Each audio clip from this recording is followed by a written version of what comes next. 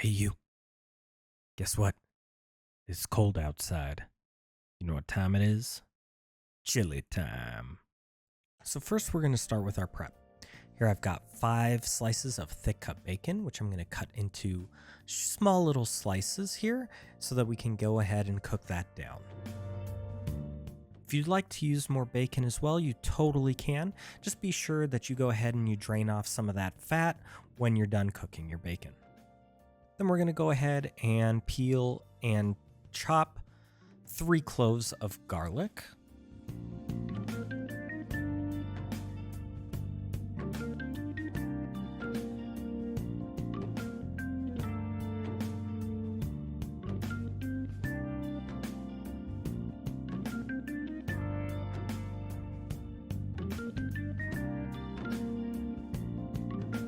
Then we're going to cut up 1 whole onion. You can use a yellow or a sweet onion here. Either one of those works.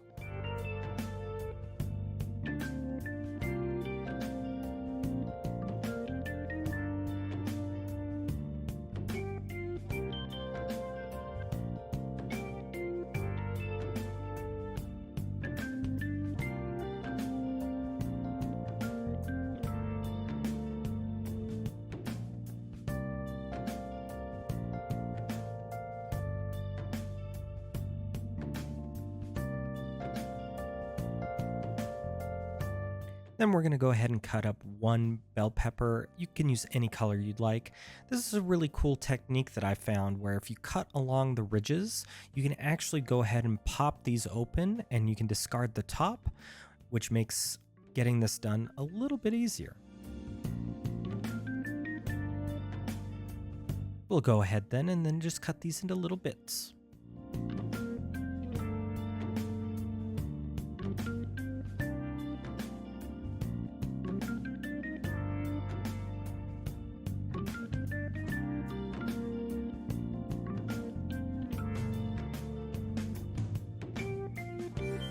With all of our prep done, we're going to go ahead and start cooking our bacon. We're going to cook this until it's a nice golden brown, so just over a medium heat. Go ahead and let that cook. I'm cooking this in my Dutch oven. Any large pot or if you have a Dutch oven would do.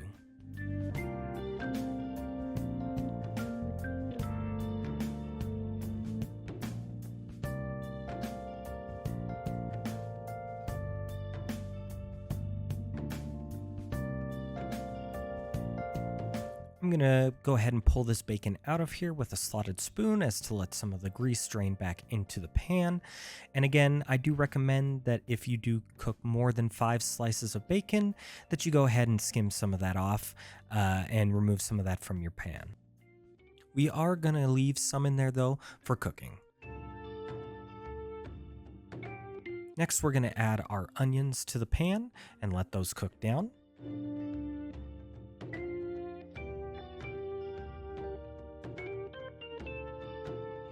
We'll also add our bell pepper here as well.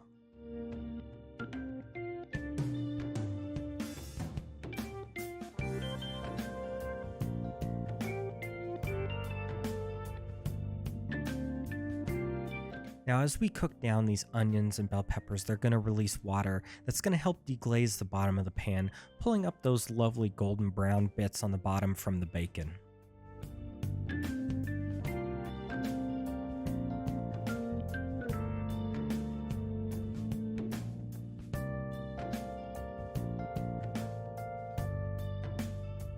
Continue cooking to allow the onions and the bell peppers to soften up. Once that's done, we're going to go ahead and we are going to add our garlic into the mixture.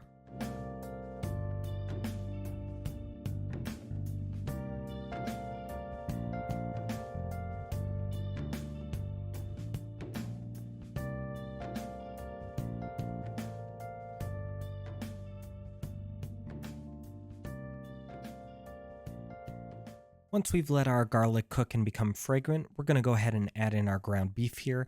I'm adding in a single pound of ground beef. What you're going to want to do is go ahead and break it up like I'm doing here and let that cook and mix in with all the veggies that are in there. We want this to cook about 50% of the way before we go on to our next step.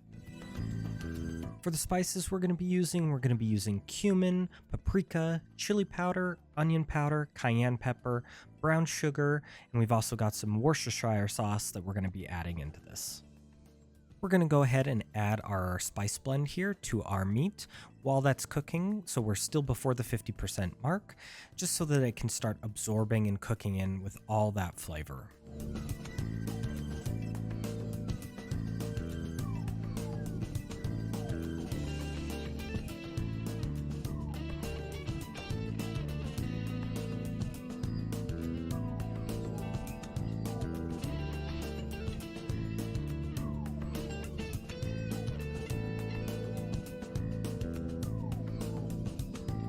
For our wet ingredients, we're going to be adding fire roasted tomatoes, black beans, dark red kidney beans, tomato paste, green chilies, beef broth, and that Worcestershire sauce.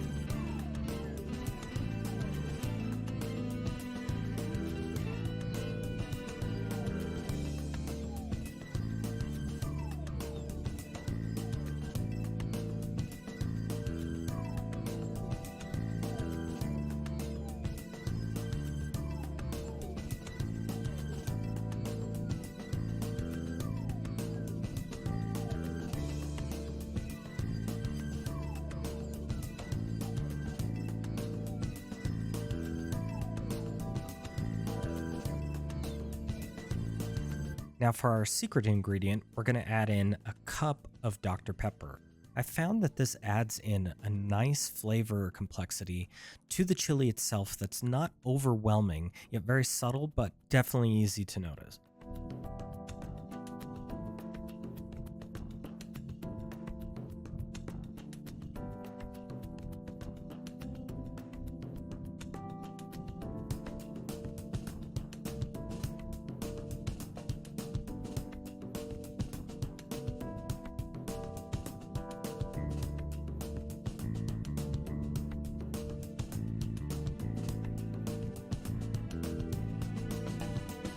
Last but not least, we're going to go ahead and add in our cooked bacon from earlier into the mix.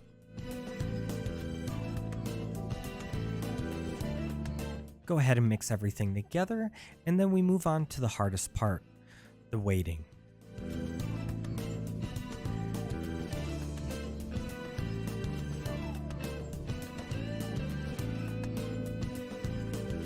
Also, when we get to this point, you're going to want to make sure that you turn your heat down to low. What we're going to want to do is have this simmer off. We're going to let this simmer from anywhere from about 1 to 2 hours. You just want to make sure the beans don't go soft. Make sure to come back and check your chili maybe every 5 to 10 minutes just to give it a little stir. Scrape up things off the bottom if they are cooking to the bottom of the pan.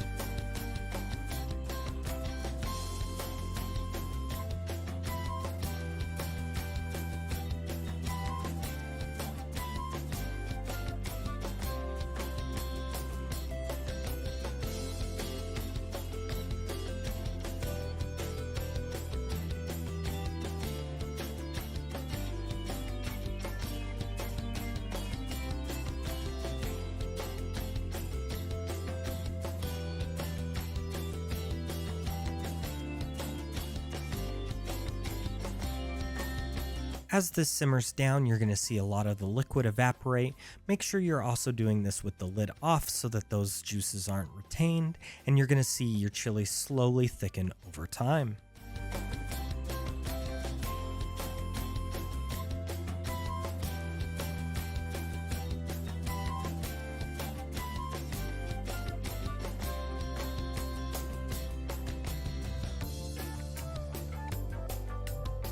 And there you have it. An amazingly wonderful hearty chili for you, perfect for this time of year, especially when things are getting oh so cold. Thank you for watching, make sure to hit that subscribe button, and I'll catch you in the next one. Later!